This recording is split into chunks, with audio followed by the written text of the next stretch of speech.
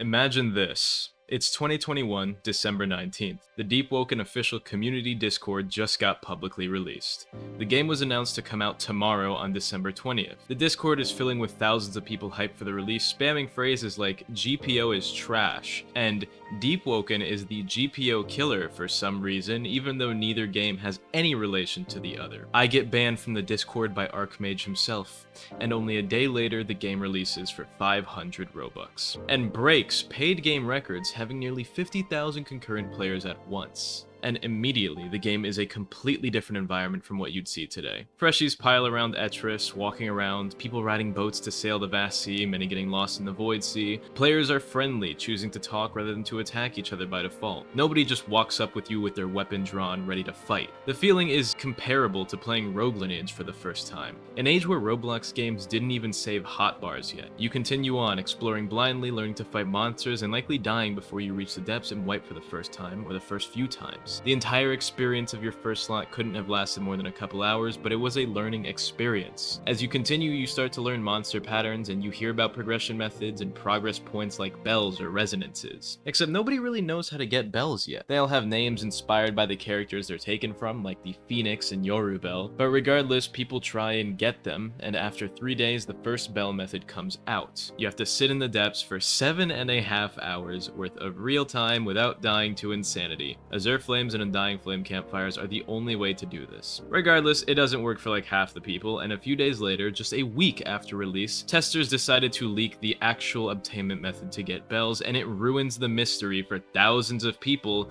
while giving thousands more the disadvantage that comes with a lack of knowledge about the game and its systems. You either ruin the fun or you get left behind, but it's not that bad. People still don't really know how to do most of the boss fights, so it's still pretty cool discovering the world of Deepwoken for the first time for yourself. A couple weeks later, Agamatsu posts the video why you should fight more, explaining the reasons for why players should fight and explaining the luck mechanic for getting rare and legendary talents at the time. And this immediately sparked the community into a PvP focused time where almost every player was kill on sight and would attack anyone they saw with any incentive. Freshie, mid-level, nearly max level when it used to be 60, everyone was killing everyone to get as much luck as they could. Months later, we'd get changes like the visible but nerf to luck counter and chime of conflict. Regardless, this is all bullshit. And also, I'm live on Twitch. Come watch me on Twitch. I'm live on Twitch. I'm back, guys. I'm live on Twitch. It's my birthday in like 5 days. I think 4 days after this video releasing. My birthday's July 15th, but I'm live on Twitch, so come watch me on Twitch right now. Many people tend to glorify old Deepwoken in comparison to new Deepwoken for a lot of reasons, and it really just comes down to the game was new. Everyone was on an equal playing ground at one point, and that was on release. Starting Deepwoken now, you're 3 years behind the oldest players, and even people with just a week of progress over you are likely significantly more far along or better than you are, and can progress and continue through things significantly faster than you. This is part of the reason why I never tell people to play Deepwoken. I purposely would never recommend a new player, especially one without friends who are already significantly advanced, to ever touch this game. Same with Rogue Lineage, the other game made by Monad Studios, the developers of Deepwoken. You either get in early or not at all, and that's the way I see it. And when looking back at it, people just glorify nostalgia and mystery. People talk about old testing Deepwoken having seemingly a lot more content and scrapped content, including myself at some points in time. And while they do have scrapped content and old stuff that didn't make it into the game until much later, realistically, most of it, not really. All we've seen from testing and in Deepwoken's Direct publicly was one area where they showcased PvP because it had nothing else, and a little quest where they stole a shipment using either stealth or direct combat. And while there are some good and very underutilized ideas here, the underutilized part is stealth. It's barely ever, if at all, used. This isn't deep content. People liked this because there was mystery behind it. We didn't know how it worked, which made it seem infinitely broad. If you can't see the horizon, it makes the planet look bigger, and that's the same case going on here. Deepwoken players always like to look back at what there was before and claim it was better, like it wasn't directly less content than we have now. And I don't entirely blame them in some cases. PvP, for example. Back then, excluding glitches and modifier abuse, mantras and in-game attacks were much simpler and were very much more readable than they are now. Nowadays, some attacks just have way too many particles to bother with PvP and high graphic settings because it's just a disadvantage.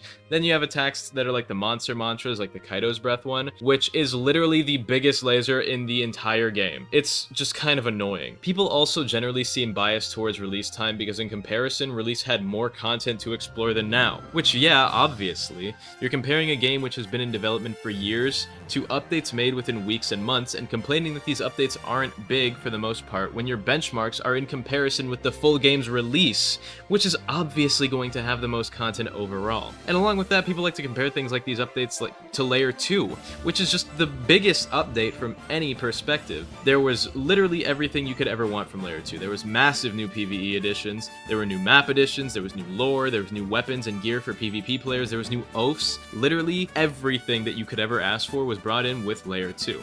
Layer 2 is the absolute peak, and it feels like every player wants another Layer 2, which would just be Layer 3. But that isn't really the point. The devs aren't capable of making weekly updates this massive, obviously. But people aren't necessarily mad about that, they're mad about the content we do get, and they're hypocritical about it. New weapons, new PvP-oriented oaths, maybe small additions and balance changes. People are upset by the disregard for what Deepwoken was supposed to be in the eyes of thousands, which was PvP-based, which was PvE-based, and yet, every time a slop new legendary or a slop new oath is out, they just eat it all up and the player counts keep on rising. So a community which claims to hate the slop updates thrives on them. The game was PvE based, having an initially friendly community with some PvP intertwined with all the PvE related stuff when needed.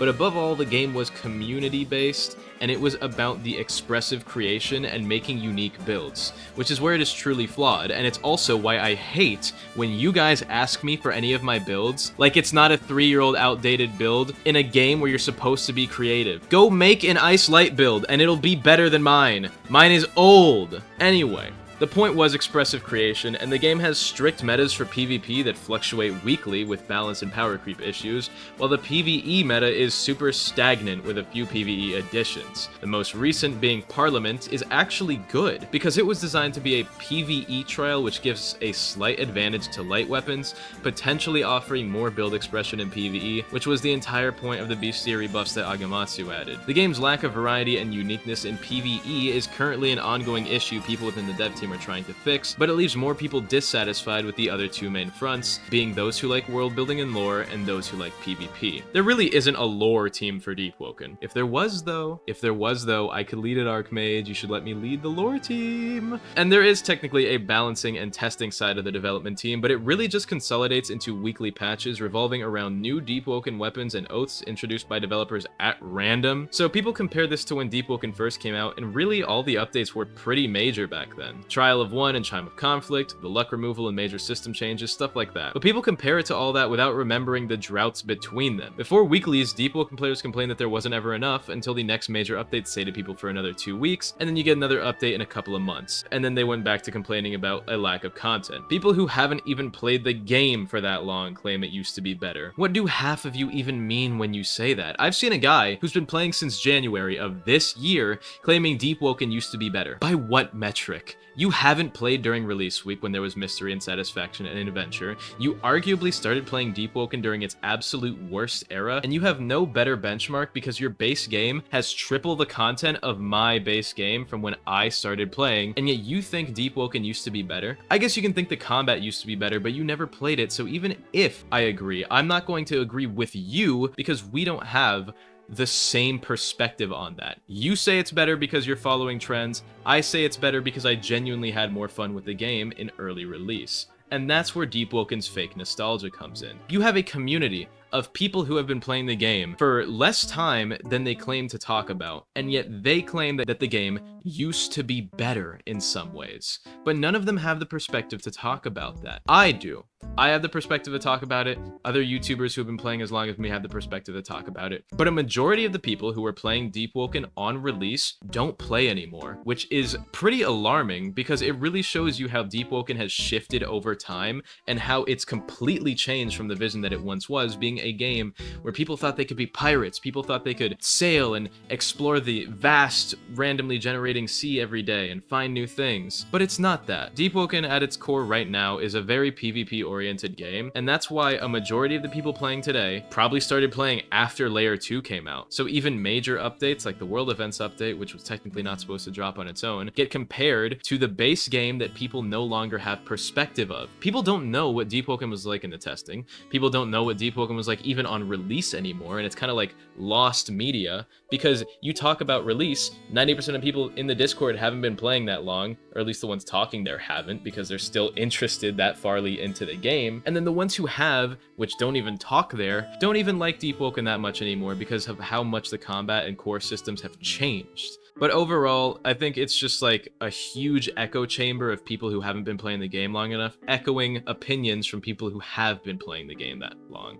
Think of it like Devil May Cry fans. A lot of them haven't played the game, but they still claim that the third game is the best. I've played all 5 games. I did it pretty recently, actually. I made a video on it. And I think the 5th game is the best one, followed by the 1st game, followed by the 3rd game. I have my own opinion, and you should have your own opinions. Don't talk about your nostalgia for old Deepwoken like you were there if you weren't there, and don't talk about how Deepwoken was better before without remembering the bad, because your mind is being clouded by your positive judgment when there was really a lot more negative back then than there is today. There's just a more vocal part of the community which sees it as a negative today. Overall, Deepwoken's community is on the worst side of Roblox game communities. There's a whole lot of people I don't like in this community, and by a whole lot of people I mean a majority of the consistent players.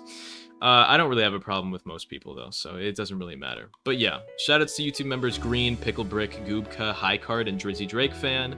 I love you all as usual. Check me out on Twitch, watch my live channel where I post non-Deepwoken stuff. It's kind of just like variety content that I like. So if you enjoy my personality or you want to see a different side of my personality, because here's a little hint I don't always talk about. I'm usually playing a character in these videos. I'm not actually as big of a dick as I seem.